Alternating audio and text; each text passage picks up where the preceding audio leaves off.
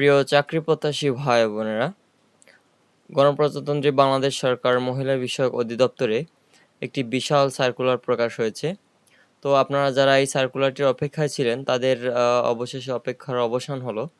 তো এই সার্কুলারটিতে প্রায় 700-রও বেশি পদে আবেদন করতে পারবেন। তো কি পদে আবেদন করতে পারবেন এবং কি যোগ্যতা প্রয়োজন হবে, তো সবকিছুই বলার চেষ্টা করব। তো মহিলা বিষয়ক অধিদপ্তরে রাজস্ব খাতভুক্ত নিম্নবর্ণিত পদসমূহে সরাসরি সম্পূর্ণ অস্থায়ী ভিত্তিতে জনবল নিয়োগের লক্ষ্যে পদের পার্শ্বে বর্ণিত শর্তে প্রকৃত বাংলাদেশী নাগরিকদের নিকট হতে অনলাইনে https://dwa.teletalk.com.bd ওয়েবসাইটে আবেদনপত্র আহ্বান করা যাচ্ছে। তো অনলাইন ব্যতীত কোনো আবেদন গ্রহণ করা হবে না। তো প্রথমে আছে ষাট লিপিকার কাম কম্পিউটার অপারেটর, যেটার গ্রেড হচ্ছে 13, পদসংখ্যা হচ্ছে 2টি। সো ন্যূনতম উচ্চ মাধ্যমিক সার্টিফিকেট পরীক্ষা পাস সহ ইংরেজিতে প্রতি মিনিটে 80 শব্দ লিপি এবং গ্রহণ এবং 30 শব্দ টাইপ করার, বাংলা 50 শব্দ লিপি গ্রহণ এবং 25 শব্দ টাইপ করার গতি। অর্থাৎ কম্পিউটারে যদি টাইপিংয়ে আপনার ভালো দক্ষতা থাকে তাহলে আপনি এই 11তম গ্রেডের লিপিকার কাম কম্পিউটার অপারেটর পদে আবেদন করতে পারবেন।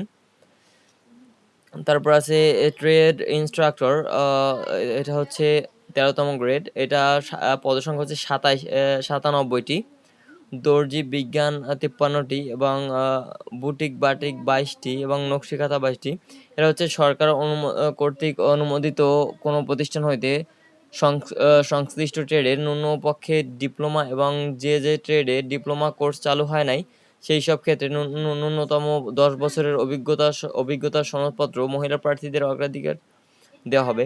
তো এখানে কথা হচ্ছে আপনার দর্জি বিজ্ঞান, অর্থাৎ দর্জি বিজ্ঞানে আপনার 53টি নিয়োগ।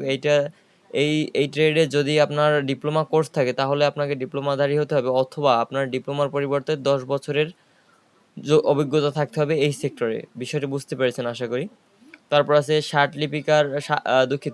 ষাট মুদ্রাক্ষরিক কাম কম্পিউটার অপারেটর, এটার গ্রেড হচ্ছে 14তম, বেতন স্কেল হচ্ছে 10,200 থেকে 24,680 টাকা। পদসংখ্যা হচ্ছে 6টি। ন্যূনপক্ষে উচ্চ মাধ্যমিক সার্টিফিকেট পরীক্ষা পাস সহ ইংরেজিতে প্রতি মিনিটে 70 শব্দ লিপি গ্রহণ এবং 28 শব্দ টাইপ করার, বাংলা প্রতি মিনিটে 45 শব্দ লিপি গ্রহণ এবং 25 শব্দ টাইপ করার গতি। তারপর আছে ডে কেয়ার ইনচার্জ, এটা গ্রেড হচ্ছে 14তম, এটা পদসংখ্যা হচ্ছে 25টি। কোনো স্বীকৃত প্রাপ্ত বোর্ড হইতে এইচএসসি পাস অথবা এসএসসি পাস এবং শিশু যত্ন কর্মসূচি এবং নার্সিং অভিজ্ঞতা সম্পন্ন প্রার্থীদের অগ্রাধিকার দেওয়া হইবে। কেবলমাত্র মহিলা প্রার্থীদের বিবেচনা করা হবে, অর্থাৎ যারা মহিলা প্রার্থী আছেন এবং যারা নার্সিং কমপ্লিট আছেন, তো আপনারা চাইলে ডে কেয়ার ইনচার্জ এই 14তম গ্রেডের পদটিতে আবেদন করতে পারবেন। এখানে 25টি পদের জন্য আবেদন করা যাবে। তারপর আছে অফিস সহকারী কাম কম্পিউটার মুদ্রাক্ষরিক, 16তম গ্রেড, বেতন স্কেল হচ্ছে 9,300 থেকে 12,490 টাকা। এটা হচ্ছে 163টি শূন্য পদ। তো ন্যূনপক্ষে উচ্চ মাধ্যমিক সার্টিফিকেট পরীক্ষা উত্তীর্ণ এবং প্রতি মিনিটে ইংরেজিতে 28 শব্দ, বাংলায় 20 শব্দ টাইপ করার গতি। তারপর হচ্ছে অফিস সহায়ক, এটার গ্রেড হচ্ছে 20, এটার পদসংখ্যা হচ্ছে 438টি। তো ন্যূনতম অষ্টম শ্রেণী পাস, অর্থাৎ আপনি অষ্টম শ্রেণী পাস হয়ে থাকলে, আপনি জেএসসি পাস হয়ে থাকলে বা অষ্টম শ্রেণী পাস হয়ে থাকলে এই 438টি পদে অফিস সহায়ক হিসেবে আপনি এখানে আবেদন করতে পারবেন। তো এটা অনেক বড় একটি সার্কুলার, যারা অফিস সহায়ক পদের জন্য আবেদন করতে চাচ্ছেন তাদের জন্য।